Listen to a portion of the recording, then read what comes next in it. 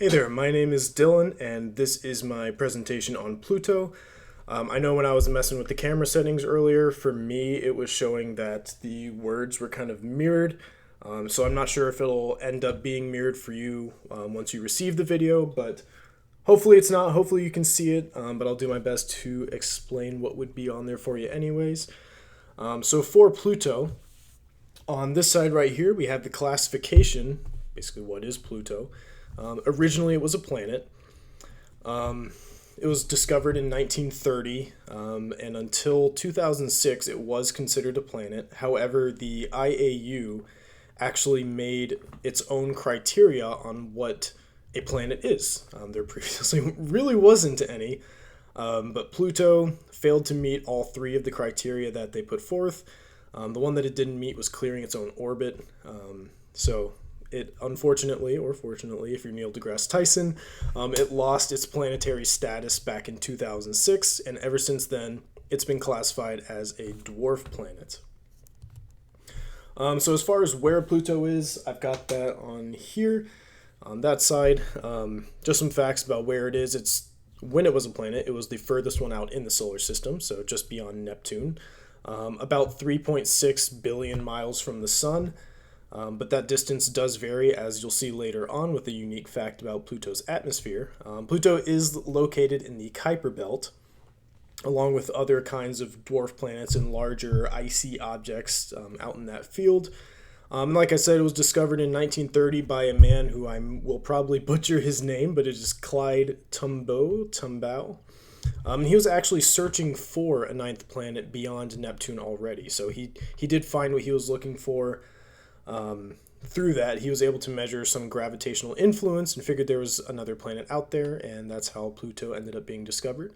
And then about a decade ago, in 2015, NASA actually had a spacecraft that went out and visited Pluto. It was called the New Horizons spacecraft. Yeah, we actually got some photos of Pluto, as close as you can get to it, about a decade ago.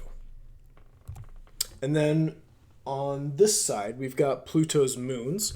Pluto has 5 total moons.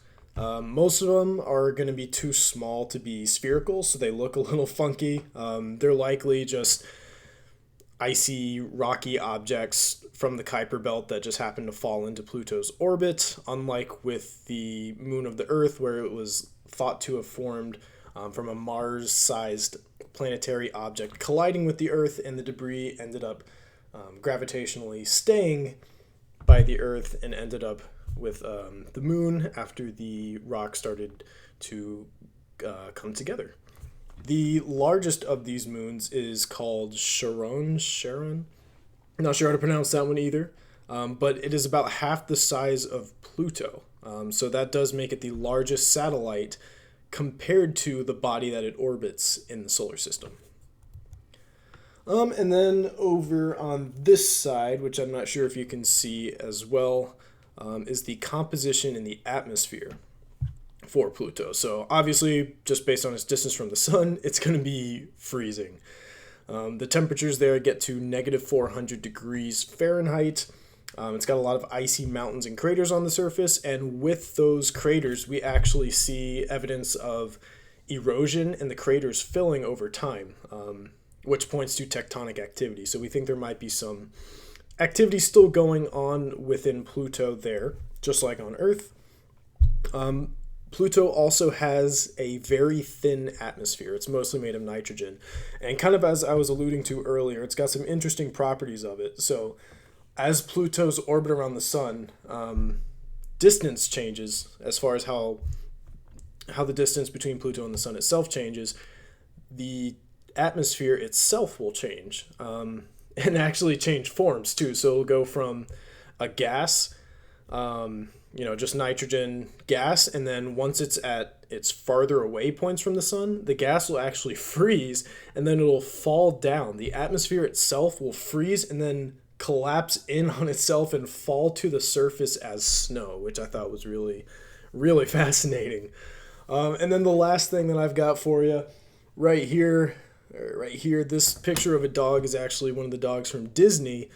You might recognize it, but it originally was not named Pluto. The dog's original name was Rover, and shortly after Pluto was discovered in 1930, Disney decided to change the name of the dog in honor of, obviously, Pluto. So I thought that was really cool and just wanted to include that little piece of pop culture in there for you. But that was my presentation, and thank you so much for watching.